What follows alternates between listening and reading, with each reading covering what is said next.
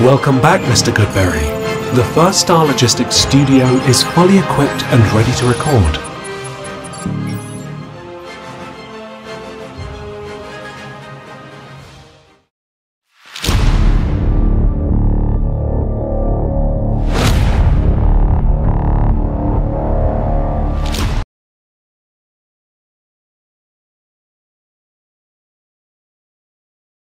The Bengals' first round selection is in. This is a Bengals on the Brain update presented by First Star Logistics. I'm Joe Goodberry. The Bengals made their 18th overall selection, taking offensive tackle Amarius Mims out of Georgia, the hulking 6'8", 355-pound, absolutely shredded freak athlete at the position, who's only played 803 snaps in his career. How will he fit in right now? I think he's probably the backup to Trent Brown, who they signed from the Patriots at right tackle. He needs development. Amarius Mims needs the time. He needs the reps. He needs the practice at the NFL level. While he only had 800 snaps, it was at a 50-50 run-to-pass ratio with Georgia. Not a lot of true pass set situations. We did do a film review on him on this channel when he was a prospect right around, it was combine time, when he performed really well in the drills he did, although he did pull his hammy while running the 40. So it might be a preview to what to expect with him, a guy who was unable to stay on the field or start for Georgia, really only finishing about 6 games in his career there. But when he did play, he looked good. He doesn't look like a guy that is raw. I would consider him more inexperienced. He needs the time. He needs to get his speed up to the game, especially as a run blocker. Now he's big, he's strong, he's massive, but you can see his weaknesses and his inexperience show up the most as a run blocker. The timing isn't right. You need to be in sync with your offensive line. You need to know when, where, and how to block, whether you're taking on the DN, pushing them inside to your help at guard, climbing up to a linebacker in the second level on pitches and pulls and screens, all of the things that come with time and repetition with the guys around you. I think Amarius Mims needs that in the NFL. Now, I would say the upside with this pick is clearly the upside in the player.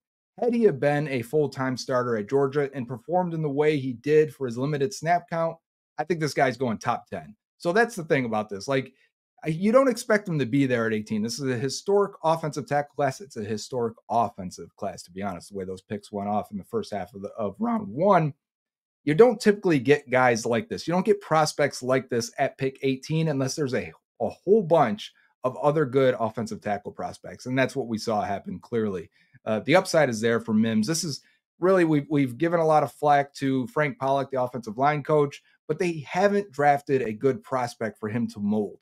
This is the prospect, the moldable offensive line prospect in Amarius Mims. If Frank Pollock is worth his salt, right, that he will get this guy going and get him to where we need to be. This is the Bengals' best chance of drafting an all-pro lineman. They haven't had that since Andrew Whitworth, right? Since Willie Anderson. They have done well at tackle throughout our lifetime. But since the 2015 draft with Cedric Ogbuehi and Jake Fisher back-to-back in rounds 1 and 2, they've been in a rut with that position. I don't think this is a Cedric Ogbuehi pick. Cedric Ogbuehi, remember, never tested at all coming out of Texas A&M because he was coming off a knee injury. So while everyone said he was athletic, we never got to really see it in any measurable form. And he's a guy, Cedric Ogbuehi, that was light. That is not an issue you're getting with Amarius Mims. Also, he's about 2 years younger than Ogbuehi was at that time. So to me, they're not comparable prospects. I've done a lot of age-related studies for prospects. When you're after a 21-year-old, that guy's going to be much better by the time he's 23, 24, 25. And I think that's the expectation with Mims, obviously. You may say, hey, they should have drafted Troy Fautanu, the offensive tackle, the left tackle from Washington, who went to the Pittsburgh Steelers shortly after the Bengals drafted Amarius Mims. Those two will be linked for a long time to see how they perform counter to each other. With me, Fautanu is a 24-year-old rookie, plays like a guard. He's going to have to kick in and play guard at some point to be his best. Maybe he will in Pittsburgh. If not, he's going to get exposed a lot more at tackle. I wouldn't have been excited about that pick. I'm happy with the Amarius Mims pick.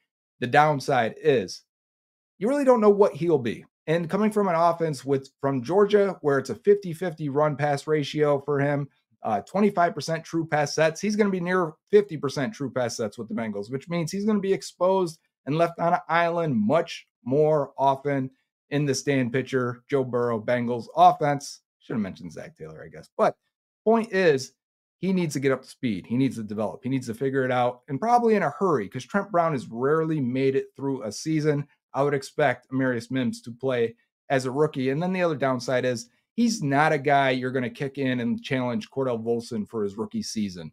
All right, if you want to get your best five out there, and it was a guy like Tali Fuaga who won a couple picks before the Bengals, I would say, yeah, he can play left guard as a rookie. He's got enough snaps at right tackle in his collegiate career. If Trent Brown goes down, you can kick him back to right tackle. With Mims being 6'8", it's rare you find those guys kicking inside and being able to work at the leverage point you need as an interior offensive lineman. I think he's a right tackle, and you just give him all the practice reps you can give him at that spot. So how much does it actually help them week one? Probably not a lot. You may see him out there for a few snaps in jumbo packages.